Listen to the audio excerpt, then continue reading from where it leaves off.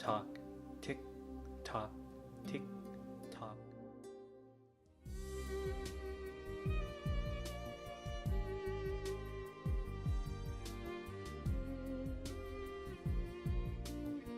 Welcome to the First World Manila vlog.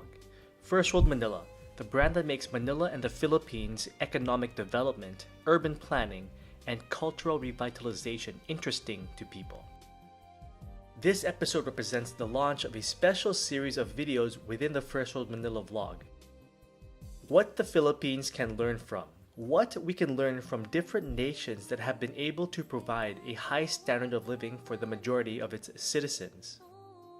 Today's episode focuses on a very popular country, Japan.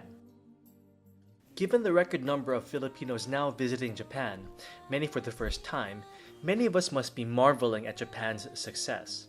One of the richest countries in the world, it also has some of the world's most livable cities, plus their culture and identity is well preserved. It's certainly a role model for developing countries like the Philippines. I wonder what Manila would look like if it were similarly developed and as rich as Tokyo. So, what can the Philippines learn from Japan? Although many differences abound between the two countries, there is one similarity I want to focus on as a jumping off point where we can start our analysis. That similarity is that both countries had an educated class that didn't necessarily own land and had a key role to play in the development of the modern Japan and Philippines. The samurai in Japan and the ilustrados in the Philippines. But if we were to judge the results of their actions in terms of today's average standard of living, the samurai clearly succeeded and the ilustrado did not. To find out why, let's look at the event that set Japan on its course to modern prosperity. Maybe you're familiar with Japan's famous industrialization in the late 1800s, from a feudal country with samurai warriors to a first world power in record time, in the span of one generation.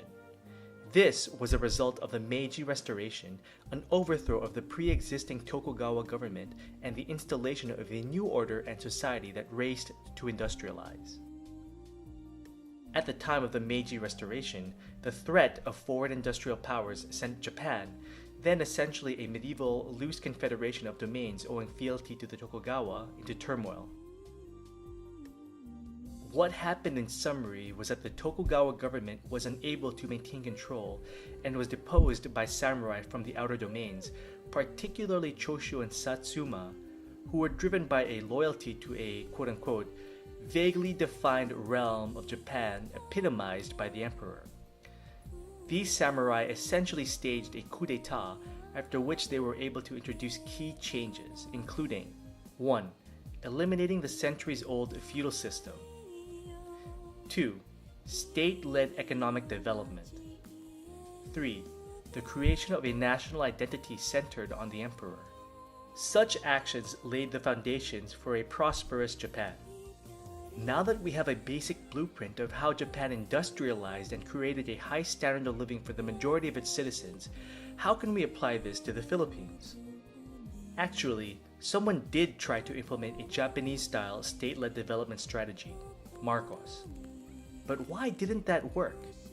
It's one thing for an economic strategy to work in theory, and another thing in practice. After all, if you had money and power, why go through the hard work of building a nation rather than just taking the money and running? Or, even if you don't have money and power, why not just find a job abroad and send money back to your family? And here, in my opinion, is where the ilustrados, who had the chance to create a prosperous country during the last decades of American colonization, failed, and where the samurai succeeded, despite the fact that both groups saw tremendous infighting, murder, and intrigue within their ranks.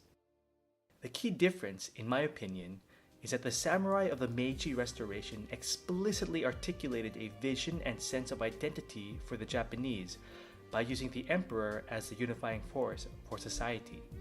They developed enough of an elite that cared enough to see this vision more or less carried through. Economic policy, infrastructure, education, it was all carried out. They developed a vision and identity that the Japanese could aspire to and strive for, and led by example. In the Philippines, This has not been the case. In my opinion, our own national identity and aspirations has never been articulated in a way that deeply resonates with all sectors of society.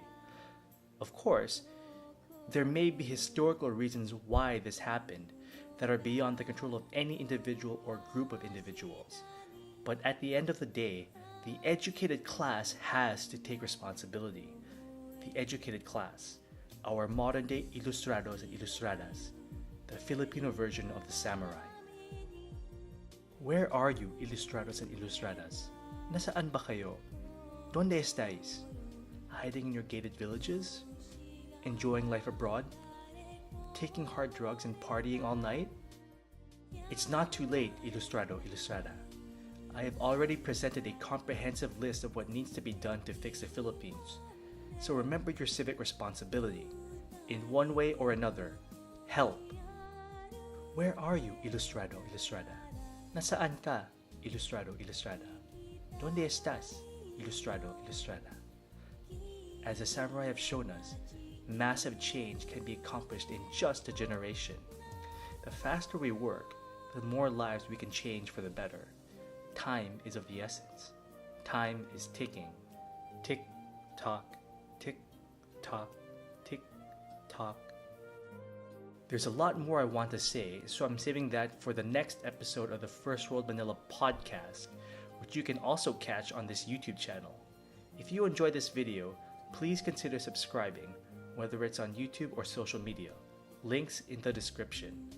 If you subscribe on YouTube, be sure to press the bell icon for notifications of new content. Maraming salamat po y muchas gracias.